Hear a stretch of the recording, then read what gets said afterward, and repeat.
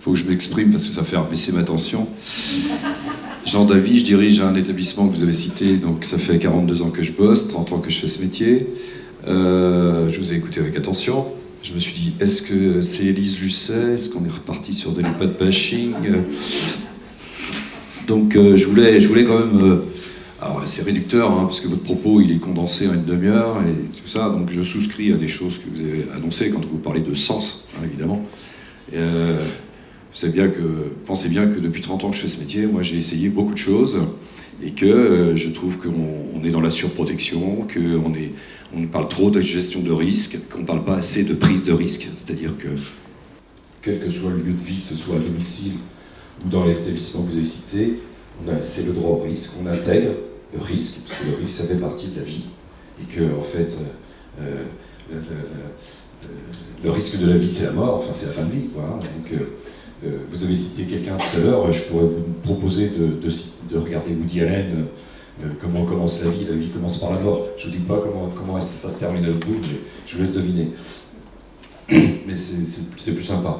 Mais par exemple, la politique, vous avez cité la politique. Bon, actuellement, on remet sur le feu la compensation de la perte d'autonomie. C'est-à-dire, vous avez cité la loi autonomie, adaptation de la société au vieillissement. Les professionnels, on savait très bien que cette loi, ça serait un flop, parce que Bercy ne sortait aucun euro, et que c'était beaucoup de discours, etc. Bon, il y a l'adaptation de la société quand même, mais quand on aborde la compensation de la perte d'autonomie, moi j'ai participé à la commission Gisserot il y a 10-12 ans, j'ai participé à des commissions nationales de vigilance contre la maltraitance, machin, tout ça. Donc on a fait le tour de la question. Il y a eu le rapport Libaud sur les préconisations, qui est un très bon rapport, mais à mon avis, voilà, bref, la tournure que ça prend, la loi ne sera pas abordée en fin d'année, elle ne sera pas abordée en début d'année prochaine, il en est question dans les couloirs, mais de toute façon c'est sans les professionnels. Ce que je veux dire, c'est qu'on aborde cette loi, grand âge et autonomie, c'est-à-dire qu'on aborde le sujet personnes âgées, citoyens de droit, assurés social de droit commun, électeurs de droit commun, hein, sous l'angle des pertes d'autonomie, de la perte de... Voilà. C'est-à-dire qu'on va compenser la perte d'autonomie. On ne parle pas du citoyen âgé, hein, ou handicapé, ou qui a perdu un certain nombre de facultés. On n'en parle pas sous l'angle social et sociétal. On parle des personnes âgées, ah oui, on en a parlé après 2003, ça c'est sûr. On s'est aperçu qu'en France, il y avait des personnes âgées, qu'elles étaient vulnérables, fragiles. Et on a fait un plan de solidarité mental. Bon. Aujourd'hui, on arrive à peu près à des ratios d'encadrement, d'accompagnement, dit du PSGA, mais 13 ans après. Bon, on n'est pas dans une conférence gérontologique ou gériatrique, hein, mais moi je m'attache aux citoyens, quel qu'il soit. Donc le vieux, c'est un citoyen de droit commun, etc. Il est peut-être au terme de sa vie, mais il est désirant, etc. Bon. Vous pensez bien que les professionnels, ça a évolué, hein. Je pense qu'il y a eu des moyens mis sur la table, et puis on travaille autrement. Hein. Donc il y a des choses sur lesquelles je suis d'accord, ce que vous avez dit, d'autres pas. Et quand vous parlez de maintenir, ça m'énerve. Il y a plein de personnes âgées qu'on maintient à domicile contre leur gré aussi. Bon, malheureusement, on a une mauvaise image, parce qu'effectivement, on concentre des personnes âgées qui présentent des déficits intellectuels, beaucoup, puisque entre 50 et 60% des personnes qui habitent, hein, j'insiste, qui habitent, c'est-à-dire que nous, on intervient chez les personnes qui habitent, et ce n'est pas des personnes qui vivent là où d'autres travaillent. J'ai bien précisé aussi, hein. Donc les EHPAD, ce sont des domiciles.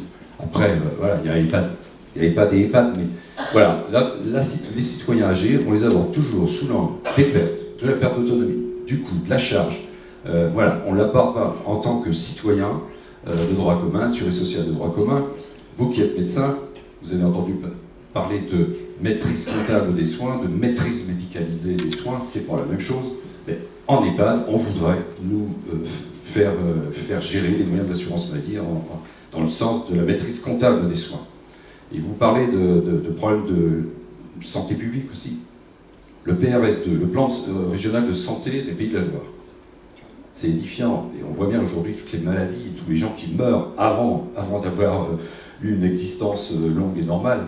On parle d'assurer, après 65 ans, enfin de permettre aux personnes de plus de 65 ans d'être en bonne santé. Ça veut dire plein de choses. Enfin, on va au-devant de catastrophes sanitaires par rapport à la manière dont on a vécu depuis 100 ans. Consommer, etc. Donc on meurt à cause de la médecine, effectivement, de l'iatrogénie, etc. Et puis voilà, on ne laisse pas assez aux gens choisir, on ne les laisse pas choisir leur mode de vie. Si la personne elle veut rester chez elle, et avec tous les risques que ça comprend, voilà, si elle n'a pas d'altération, etc. Mais il y a des familles qui font pression. Il y a toujours de plus en plus chez les gens vulnérables des tiers qui interviennent et qui interfèrent dans la vie des personnes vulnérables. Voilà.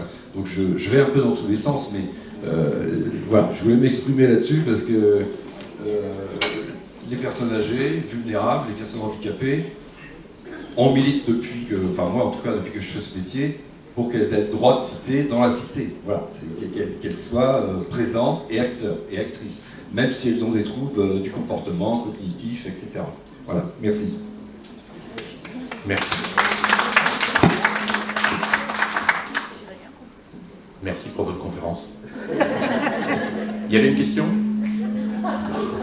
Non, parce que je ne pense pas être en contradiction avec ce que vous avez dit. Hein. Non, je partage ce que vous avez dit. Attendez, je vous réponds si vous me permettez quand même.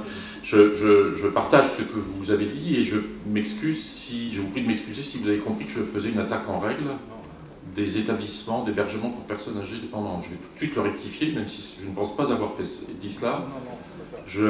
C'est plutôt l'inverse. Je pense qu'il y a une vraie place pour les EHPAD. Et je crois l'avoir dit tout à l'heure, que ce que nous critiquons, pas moi seul, mais le comité consultatif national d'éthique, etc., c'est l'absence d'alternative.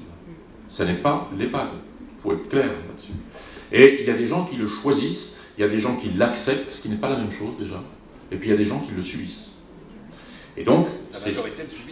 Voilà, et c'est cela, si vous voulez, qu'on discute. Mais il y aura, vous voyez bien que dans cet avis que nous avons rendu, nous essayons d'explorer même ce qui, à mon avis, est de nature à intéresser tous les responsables de ces établissements médico-sociaux. C'est de penser l'EHPAD autrement aussi, ce qu'on appelle les concepts d'EHPAD hors les murs, etc. Enfin, tout cela est intéressant à creuser. Je ne dis pas que tout est simple, hein, ça se saurait, hein, mais je pense quand même qu'il faut être conscient de cette réalité souffrante qu'est celle des personnes âgées. Pas du fait des EHPAD, hein.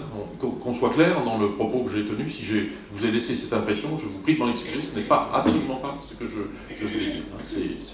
C'est simplement la passion qui m'anime, hein. Je n'ai pas de hargne contre vous. Oh, bah, je ne l'ai pas fait comme ça, je vous rassure. Hein.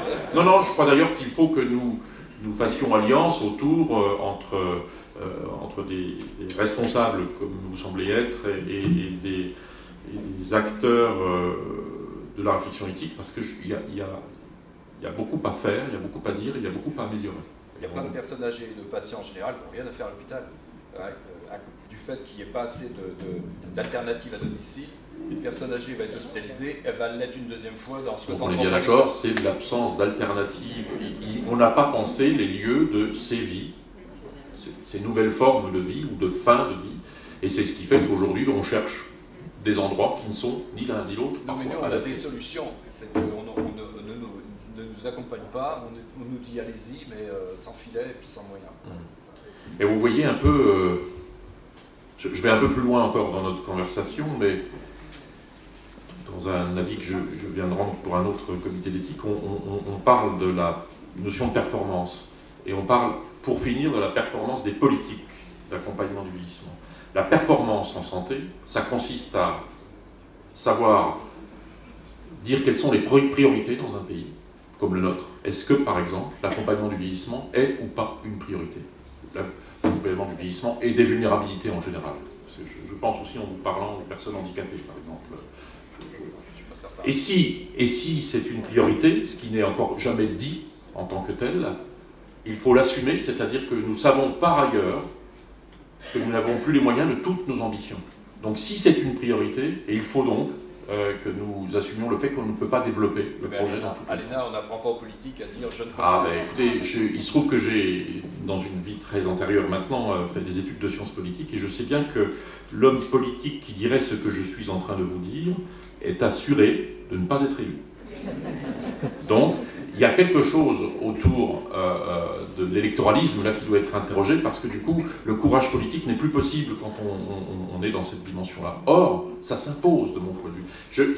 Je parlais avec excès, moi aussi je pense tout à l'heure, des risques d'une société qui est marquée par la déliaison avec les personnes les plus vulnérables. C'est pour moi quelque chose d'urgent, ça. Les solidarités. Oui, bonsoir monsieur. Je voudrais vous remercier pour la profondeur humaine de votre propos et vous poser une question qui tourne autour d'un adage qui est relativement ancien déjà, mais qui garde toute son actualité, qui est celui de « il vaut mieux ajouter de la vie aux années que des années à la vie ». Et pour ceci, faut-il réécrire? Et dans ce cas-là, pourrait-on partager cette réécriture entre les soignants et les soignés? Faut-il réécrire le serment d'Hippocrate? En tout cas, je suis d'accord avec l'obligation de se poser cette question que vous évoquez. Faut-il ajouter du sens à la vie ou faut-il ajouter de la vie sans s'inquiéter du sens? Je le reformule autrement. Pour moi, au-delà du serment d'Hippocrate, mais à mon avis, dans l'esprit d'Hippocrate, le fait de ne pas nuire est quelque chose qui doit être central dans l'action de tout acteur de la santé au sens large du terme. Si faire au seul motif que l'on sait faire, comme je le disais tout à l'heure, nuit à la santé, il y a un vrai risque. Il y a un risque aujourd'hui, si le médecin je parle du médecin qui est un peu la figure emblématique de tout cela, mais le soignant en général, mais si le soignant ne se pose pas cette question, il devient un peu comme Prométhée, un dieu qui est capable de donner, voire de maintenir la vie, et puis qui peut se dire je l'arrête parce que ça n'a pas de sens ce que j'ai fait. Il faut qu'on fasse très attention à ce que le médecin de demain soit caractérisé par une qualité, à mon avis, essentielle, c'est de ne pas être sûr de soi. Comment on apprend à ne pas être sûr de soi quand il faut quand même être efficace? Il y a un peu la complexité qu'il y a derrière ça. Mais je pense qu'on peut être très efficace en cultivant le doute. Le doute peut être fécond, me semble-t-il. Il y a lieu, à mon avis, d'interroger le sens de l'action que l'on sait pouvoir engager. Mais ça fait partie des revendications que moi j'ai pu exprimer ces derniers mois encore au sein du ministère de la Santé, dans les projets de loi et des projets qu'on se mette à valoriser la réflexion éthique dans nos établissements, qu'on se mette à valoriser le dialogue, la communication avec les personnes fragiles. On perd du temps aujourd'hui quand on discute. Enfin, on perd de l'argent, on prend le temps de discuter. Qu'on ait quand même à l'esprit que ce qui fait sens dans une existence qui est marquée par, de fait, les pertes, même si je suis d'accord avec vous pour dire qu'à mesure qu'il y a des pertes, il y a aussi d'autres éléments qu'il faudrait prendre en compte. Mais pourquoi on ne valorise pas quelque chose qui est, à mon avis, le symbole de la vie, c'est-à-dire la relation? Et le symbole d'une vie chargée de sens, c'est la relation de confiance. Il se trouve qu'on ne prend plus le temps de créer un climat d'authenticité dans les relations de confiance que l'on devrait avoir avec les personnes. Et moi, quand je vous dis ça, je me retrouve pas mal dans le sens de ce qu'Hippocrate a écrit, et pas simplement dans ce serment qu'on sert d'ailleurs souvent, ou qu'on interprète aussi parfois beaucoup. Donc je pense qu'il faut repenser le sens de ce que soigner veut dire, ou revenir au sens de ce que cela veut dire. Bonsoir, Hélène Gaillard, médecin au CHU de Nantes. Vous nous avez alléché en nous parlant de votre idée d'une société plus inclusive vis-à-vis de ces personnes âgées fragilisées. Est-ce que vous voudriez nous développer un petit peu vos réflexions sur cette thématique? Alors, il y a probablement des gens beaucoup plus malins que moi pour vous répondre là. Hein. Comme je vous disais, les pistes qu'on peut ouvrir autour de tout cela, pour rester dans le champ accompagnement du vieillissement fragile, si je peux dire les choses comme ça. Mais ça existe, hein, ça commence à exister. Il y a des expériences individuelles d'habitat partagé, de choix de copropriété, colocation, toutes les dynamiques intergénérationnelles qui sont en train de quand même exister. Je vous cite un exemple, tiré d'une expérience récente dans mon métier. J'ai des jeunes étudiants en médecine, en 2e année de médecine, vous voyez, donc des petits poussins, qui aiment, au stade où ils en sont, ils aiment réfléchir. Malheureusement, ça s'étiole après. Et donc, quand on leur parle de ce dont on parle là, ils disent qu'est-ce qu'on pourrait faire pour nous essayer d'éprouver un peu ce que, justement, aider peut vouloir dire, être solidaire. Et on a passé un contrat entre la faculté de médecine, ces jeunes étudiants, et l'association d'aide au maintien à domicile. On rémunère modestement ces étudiants pour qu'ils viennent aider des aidants de personnes atteintes de troubles cognitifs sévères qui sont à domicile et donc qui s'épuisent. Donc ces jeunes vont faire des nuits, comme ils le disent. Je ne peux pas ce soir, j'ai une nuit. Hein, donc ils font des nuits. Et bilan de l'expérience, qu'on va probablement publier, parce qu'on en a fait comme un petit travail de recherche modeste, hein, mais les verbatims sont quand même incroyables. Ces jeunes étudiants disent c'est incroyable, ils dorment jamais les vieux. Ils ont toujours des choses à dire. Ce qui est emmerdant, c'est qu'on ne comprend pas ce qu'ils veulent nous dire. Ça résume en gros ce qui se passe, c'est-à-dire qu'ils découvrent le fait que ce n'est pas parce qu'on a des troubles cognitifs qu'on n'a pas envie de rire, parce que c'est aussi ce qu'ils disent, qu'on n'a pas envie de parler, c'est ce qu'ils nous disent, et qu'on est mis, nous, dans l'embarras. On a un regard porté, par exemple, sur les personnes qui ont des troubles cognitifs, et c'est des gens qui ne comprennent rien.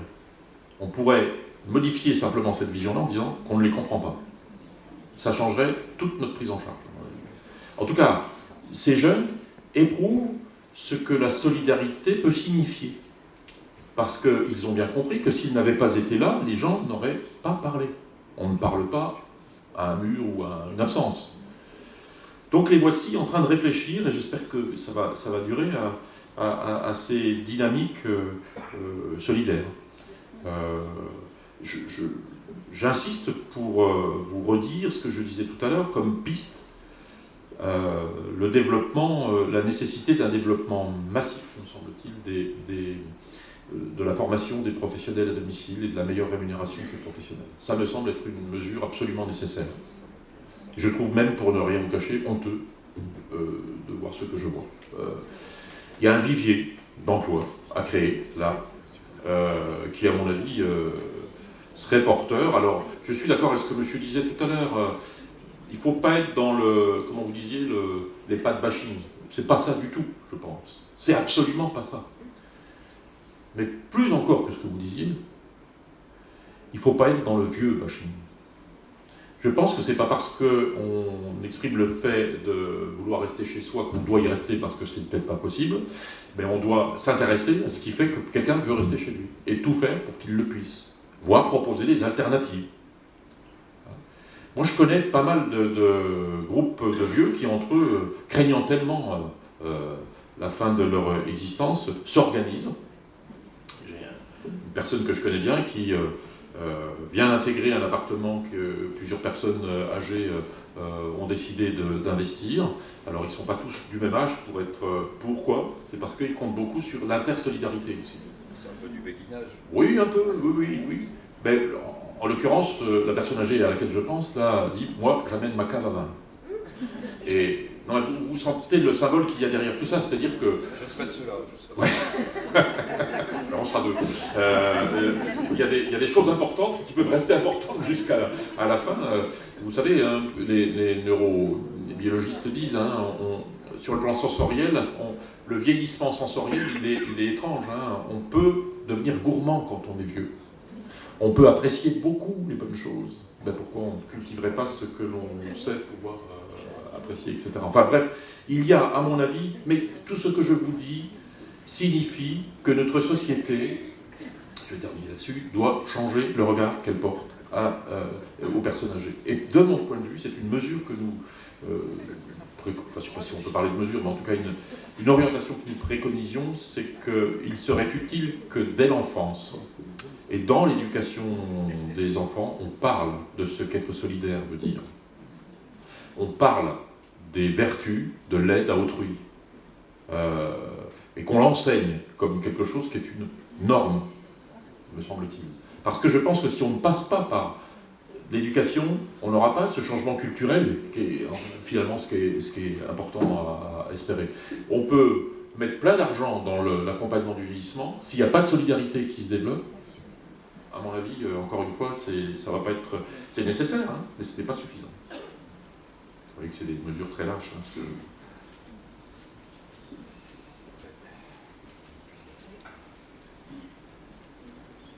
Oui, merci pour vos propos vraiment très très intéressants.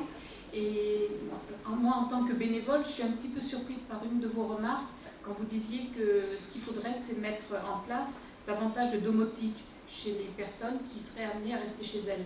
Alors oui, sur l'aspect technique qui se développe et qui est certainement de plus en plus performant, mais en même temps, quand on fait de l'accompagnement en maison de retraite, la principale souffrance des gens, c'est la solitude. Alors, la solitude des gens en EHPAD, alors que toute la journée, plusieurs fois par jour, ils rencontrent qui une aide-soignante, qui une infirmière, qui un résident. À domicile, ces gens ne souffriraient-ils pas davantage d'une solitude envahissante, quoi. Même s'il y a une petite puce qui indique qu'ils ont ceci, même s'il y a un petit repère rouge qui leur indique qu'ils se sont trompés de chambre, etc. etc. Mais bon, comment concilier cette absence de... Alors, vous avez raison. Hein, si on mise, et vous savez, c'est toutes ces discussions sur la silver economy, là, si on mise que sur la domotique et la robotique, à mon avis, on va droit dans le mur. Mais si on considère que la domotique, la robotique et toute l'intelligence artificielle, tout ce qui est issu des algorithmes des données, ça permettra peut-être aux professionnels de se recentrer sur leur mission d'accompagnement, là, à mon avis, c'est utile. Mais seulement là. Et c'est pour ça qu'il faut beaucoup accompagner ces développements-là, qu'on présente un peu comme une panacée. C'est-à-dire, grâce à l'intelligence artificielle, tout va se faire tout seul. Pour parler de robotique, je parlerai volontiers de robots. Regardez les robots conversationnels, dont je ne dis pas qu'ils n'ont pas une utilité. Je ne suis pas dans la négation de tout cela. Mais si on s'imagine qu'on peut remplacer l'intelligence humaine par l'intelligence artificielle, on se trompe. On se trompe. Parce que ce qui permet la communication avec des personnes qui, par exemple, ont des troubles cognitifs, ce sont les émotions. Et ce sont les émotions partagées. Donc, le partage. Et donc, s'il n'y a pas de lien, s'il n'y a pas d'émotions partagées, il n'y a pas de communication et il n'y a pas d'existence. Donc, un des enjeux, en tout cas dans mon acception, qui est favorable au développement de l'intelligence artificielle, de la domotique et de la robotique, je suis favorable si, et seulement si, ça permet aux professionnels de se recentrer sur leur mission princeps, qui est la personne, et l'accompagnement de la personne.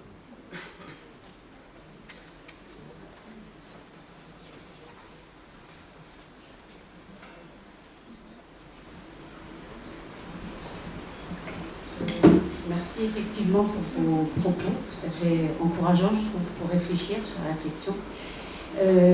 Comme c'est l'anniversaire de Jeanne Mave et que je suis une toute nouvelle bénévole de Jeanne Mave, j'en suis très fière. Je voulais tirer un grand coup de chapeau aussi à toute l'équipe de formation, parce que j'ai fait des accompagnements depuis seulement 2 mois, au CHU Nantes d'ailleurs, et je suis émerveillée de la relation, vous parliez de relation, de confiance, de respect, et c'est simplement un témoignage pour vous dire combien je suis habitée maintenant par... et j'ai changé, et mon regard a changé, et je me dis que si on peut continuer à former, et à, je veux dire chapeau Jeanne Mave, et chapeau aussi à tous les soignants, parce que moi je découvre, hein, je suis récente, mais ça m'apporte énormément, et je voulais vous remercier tous.